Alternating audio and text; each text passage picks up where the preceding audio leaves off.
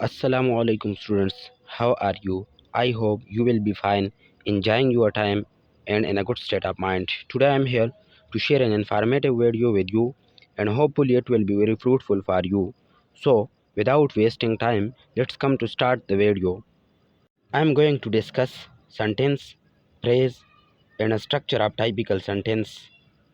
यानी आज की उस वीडियो में हम सेंटेंस, फ्रेज और structure of a typical sentence यानी एक टाइपिकल सेंटेंस के अंदर कितने पार्ट्स होते हैं और इस तरह सेंटेंस और फ्रेज किसे कहते हैं या सेंटेंस और फ्रेज में क्या डिफरेंस है उसको पढ़ने वाले हैं। तो सबसे पहला है सेंटेंस, यानी सेंटेंस क्या होता है।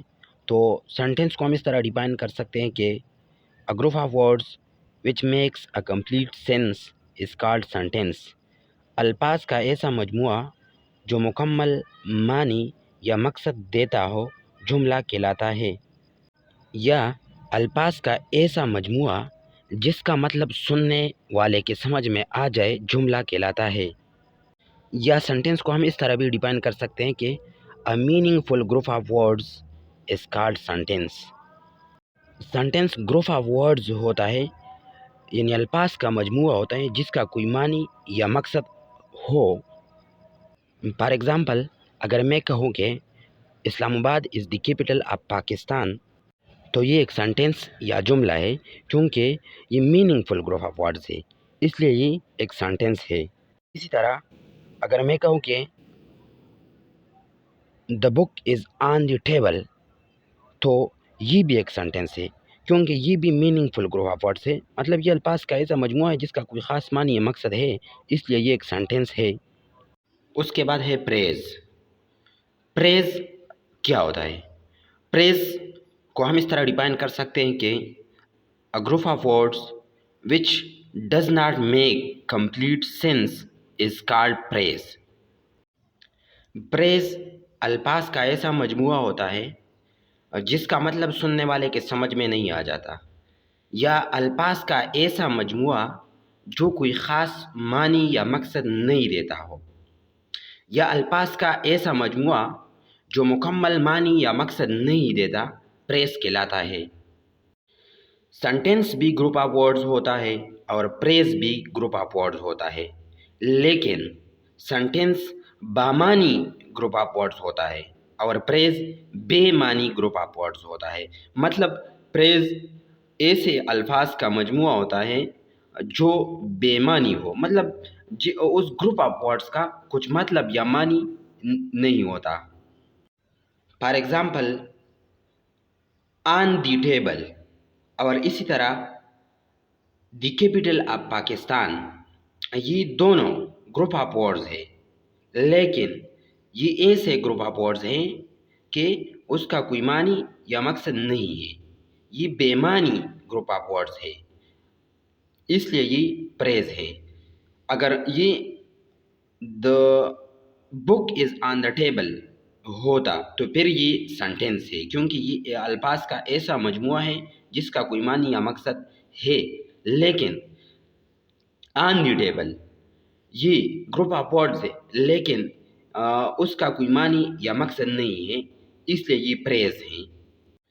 प्रेज सुनने वाले को कन्फ्यूजन में डाल देता है, जैसा कि ऑन द टेबल और द कैपिटल ऑफ पाकिस्तान, ये प्रेज हैं क्योंकि उनका कोई मकसद या मानी नहीं है, और जब कोई ये सुनता है तो वो कन्फ्यूजन का शिकार हो जाता है। उसके बाद है structure of a typical sentence, यानी एक टाइपिकल सेंटेंस के अंदर कितने हिस्से होते हैं, कितने पार्ट्स होते हैं। तो अगर हम देखें एक टाइपिकल और जनरल सेंटेंस में बेसिकली 3 हिस्से होते हैं, एक सब्जेक्ट, दूसरा वर्ब, तीसरा ऑब्जेक्ट। यानी सब्जेक्ट, वर्ब और ऑब्जेक्ट मिल के एक टाइपिकल सेंटेंस बना देता है। बाज़ सेंटेंस में वर्ब के साथ हेल्पिंग वर्ब भी होता है। अब सब्जेक्ट, वर्ब और ऑब्जेक्ट क्या होता है? तो पहला है सब्जेक्ट। सब्जेक्ट को हम इस तरह डिफाइन कर सकते हैं कि The doer of an action in a sentence is called subject. यानी जुमले में काम करने वाला सब्जेक्ट कहलाता है। यानी जुमले के अंदर जो काम करने वाला होता है वो जुमले का सब्जेक्ट होता है, और जुमले का सब्जेक्ट हमेशा के लिए ये नाउन या प्रोनाउन होगा। इसी तरह verb, the work done in a sentence is called verb. या दूसरा definition, the action word in a sentence is called verb. Verb या फेल जुमले में किया गया काम होता है, यानी जुमले के अंदर जो काम किया जाता है वो वर्ब होता है। और ऑब्जेक्ट का डिफिनीशन इस तरह होगा कि the part of a sentence on which work is done is called object. या दूसरा definition, the part of a sentence which is acted upon is called object. Object जुमले का वो हिस्सा होता है जिस पर काम की जाती हो। जुमले का वो हिस्सा जिस पर काम की जाती हो ऑब्जेक्ट कहलाता है। तो सब्जेक्ट फाइल, the doer of an action यानी काम करने वाला होता है, और ऑब्जेक्ट पेल, work done in a sentence यानी जुमले में किया गया काम, और ऑब्जेक्ट या मफऊल, the part of a sentence on which work is done यानी जुमले का वह हिस्सा जिस पर काम की जाती हो। फॉर एग्जाम्पल ये एक सेंटेंस है हमारे पास, ही गोज टू स्कूल। अगर हम देखें तो उस सेंटेंस में तीन हिस्से हैं, एक सब्जेक्ट, दूसरा वर्ब और तीसरा ऑब्जेक्ट। अब जो काम करने वाला होता है वो सब्जेक्ट होगा, और सब्जेक्ट की पहचान ये है कि जुमले में जो नाउन या प्रोनाउन इस्तेमाल हुआ हो वो उस जुमले का सब्जेक्ट होगा। तो उस सेंटेंस में ही जो कि प्रोनाउन है और ये सब्जेक्ट इसलिए है कि ये काम करने वाला है क्योंकि वो स्कूल जाता है, तो वो ही ये स्कूल जाता है। अगर ये ओ या ही जो है अगर हम उसको हटा ले यहाँ से तो फिर कौन स्कूल जाएगा? यही ही है, ओ ही गोज टू स्कूल के वो स्कूल जाता है, तो इसलिए ये सब्जेक्ट है।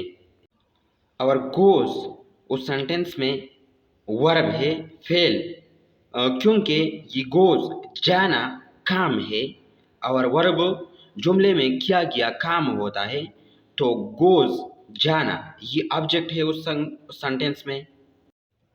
और टू स्कूल ये ऑब्जेक्ट है क्योंकि ऑब्जेक्ट जुमले का वो हिस्सा होता है जिस पे काम की जाती हो, और टू स्कूल यहाँ पे स्कूल को जाना, तो ये काम स्कूल पे होता है इसलिए ये ऑब्जेक्ट है।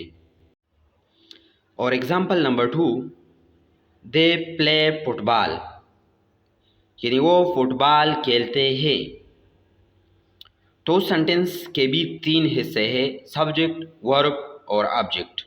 अब सब्जेक्ट उस सेंटेंस में दे क्योंकि ये काम करने वाले हैं, और प्ले ये ऑब्जेक्ट है क्योंकि ये एक्शन वर्ड है, ये काम है, जुमले में किया गया काम है इसलिए वर्ब है।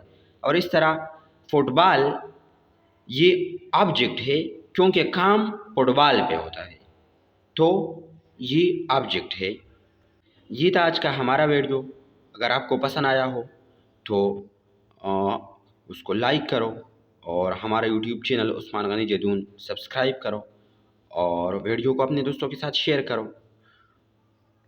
अपना ख़ास ख्याल रखो। वस्सलाम।